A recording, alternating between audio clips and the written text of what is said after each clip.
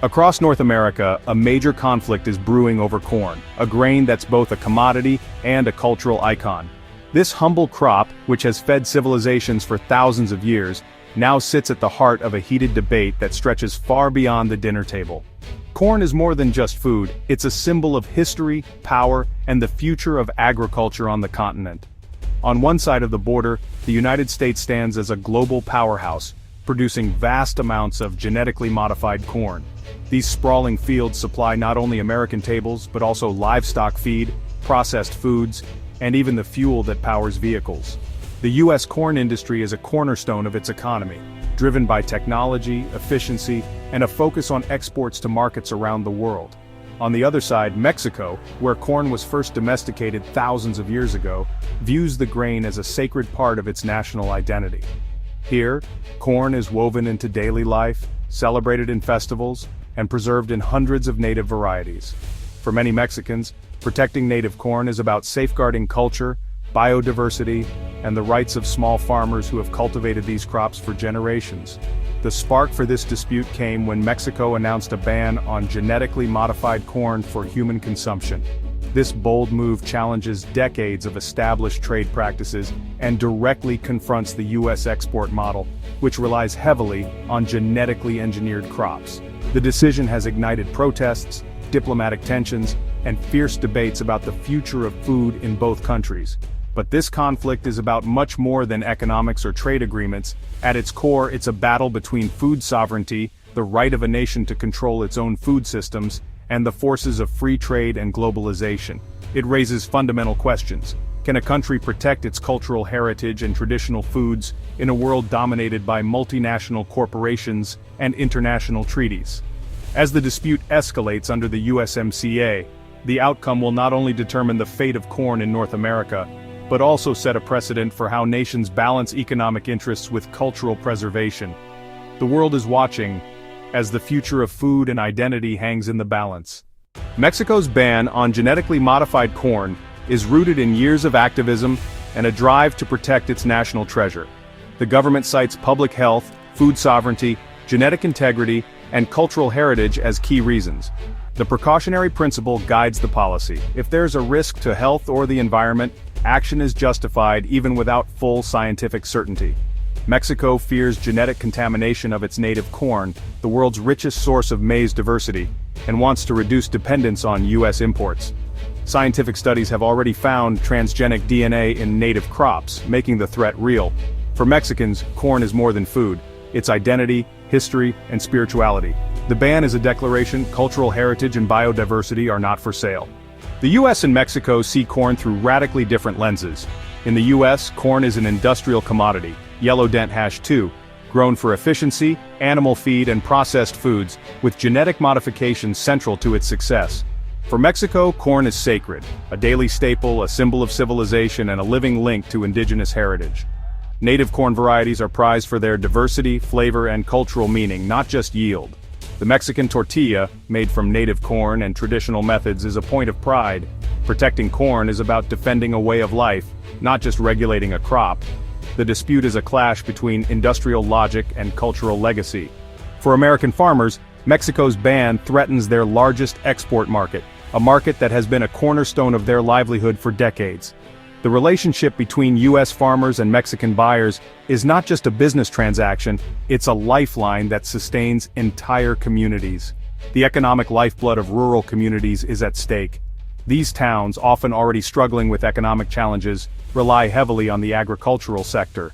The local diners, hardware stores, and schools all depend on the prosperity of the farms that surround them. 17 million metric tons of U.S. corn head south each year.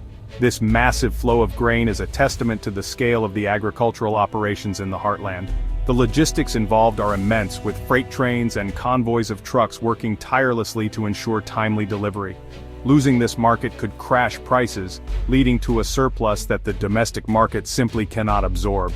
Empty grain silos and plummeting prices would become a common sight, further straining the already thin margins on which many farms operate. The financial strain would devastate farms already operating on thin margins. Farmers who are already grappling with rising costs and unpredictable weather would find it increasingly difficult to make ends meet. The sight of abandoned farm equipment and overgrown fields could become all too common. The ripple effect would hit grain elevators, transport companies, seed giants, and entire towns. The interconnected nature of the agricultural supply chain means that a hit to one segment reverberates through the entire system, affecting jobs and local economies. There's also fear that if Mexico succeeds, other countries might follow, creating a domino effect that could undermine the U.S. model of high-volume, genetically modified exports. This model has been the backbone of American agriculture, allowing it to compete on a global scale. Undermining the U.S. model of high-volume, genetically modified exports would have far-reaching consequences. It would challenge the very principles on which modern American agriculture is built, potentially leading to a reevaluation of farming practices and policies. That's why the U.S. government and agribusiness are fighting hard, not just for one market, but for the future of American agriculture. The stakes are existential, and the outcome of this battle will shape the landscape of farming for generations to come. The fight is not just about preserving a single market, it's about safeguarding the future of American agriculture. The decisions made today will determine the viability of farming as a way of life for future generations. The stakes are existential. It's not just about this year's crop, but the survival of a way of farming that has defined the American heartland for centuries. The fields of corn are more than just crops. They are symbols of a heritage and a way of life. It's not just about this year's crop, but the survival of a way of farming. The cycle of planting, growing, and harvesting is a rhythm that has sustained generations of farmers, and any disruption to this cycle threatens the very fabric of rural life. The survival of a way of farming is at stake. Multi-generational farm families who have passed down their knowledge and land through the ages face an uncertain future. The legacy of early American farmers is intertwined with the land, and preserving this legacy is paramount. The Heartland's anxiety is about more than economics. It's about identity and the future. The weathered hands of farmers holding the soil represent a deep connection to the land, and the pensive gazes over the fields at dawn reflect a profound concern for what lies ahead. The ongoing corn dispute has now escalated to the legal stage under the United States-Mexico-Canada Agreement, or USMCA. The United States and Canada have formally challenged Mexico's decision to ban genetically modified corn, arguing that the move is not only unscientific but also a form of protectionism that threatens the spirit of free trade in North America. This legal confrontation is more than just a trade disagreement. It's a test of how international agreements handle the delicate balance between commerce and national policy. The U.S. position is clear. Trade agreements like the USMCA are built on the principle that regulations should be based on sound science, not politics or fear.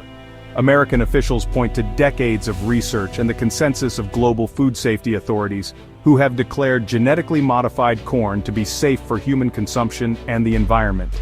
For the U.S., allowing science to guide policy is essential to prevent arbitrary bans that could disrupt international markets and set a dangerous precedent for future trade. On the other side, Mexico passionately defends its right to make decisions that protect its people, its land, and its heritage. Mexican leaders argue that corn is not just a crop, it is a symbol of national identity, a staple of daily life, and a cornerstone of indigenous culture. They worry that genetically modified corn could threaten native varieties, harm biodiversity, and undermine traditional farming practices. For Mexico, this is about more than trade. It's about food sovereignty, public health, and the preservation of a way of life that has endured for centuries. Now, the dispute panel faces a complex and high-stakes decision. They must weigh the principles of free trade against a nation's right to set its own food standards and protect its cultural heritage. The outcome will not only affect the future of corn imports, but could also reshape how international trade agreements address issues of national sovereignty and public welfare. If the panel rules against Mexico, the country may be forced to reverse its ban, potentially opening the door for more genetically modified crops. But if Mexico prevails, it could inspire other nations to assert their own rights to regulate food and agriculture, even in the face of powerful trade partners. The world is watching closely, as the decision could set a new standard for how countries balance economic interests with the values and needs of their people. Ultimately, The verdict will establish a precedent for the future, defining where the line is drawn between the demands of global trade and the rights of nations to protect their own food systems, cultures, and values. As tensions with the U.S. rise, Mexico is turning to Canada to diversify its corn supply and reduce reliance on American imports. Canadian farmers, especially in Ontario and Quebec, are stepping up to fill the gap, including with non-GM corn. This shift is redrawing North American trade flows, giving Canadian producers a lucrative new market. Ironically, while Canada officially supports the U.S. in the trade dispute, its farmers are quietly benefiting from Mexico's pivot. The move also signals to the U.S. that Mexico has options, making it harder to use trade threats as leverage. The corn conflict is reshaping alliances and opportunities across the continent. The U.S. and Mexico's cornfields embody their opposing philosophies. The American field is a monoculture, endless rows of genetically modified corn optimized for yield and profit, but reliant on chemicals and stripped of biodiversity. The Mexican milpa is a polyculture, corn, beans, and squash grown together, preserving genetic diversity and ecological balance. In the U.S., corn is an anonymous commodity. In Mexico, each kernel has a story, a flavor, a purpose. The American system feeds millions but disconnects food from culture and ecology. The milpa is a living tradition where seeds are heirlooms and farming is a sacred act. The dispute is, at its core, a battle between the logic of the factory and the wisdom of the garden. The U.S.-Mexico corn dispute is a global test case for the future of food, agriculture, and trade. It pits industrial efficiency against cultural and ecological values, forcing a reckoning over who controls what we eat. The outcome will influence how nations balance trade agreements with the right to protect health, biodiversity, and heritage. If Mexico prevails, it could inspire a new wave of food sovereignty movements and more flexible trade deals. If the U.S. wins, the industrial model will tighten its grip on global agriculture. At stake is more than a crop. It's the meaning of food, identity, and the power to choose our future.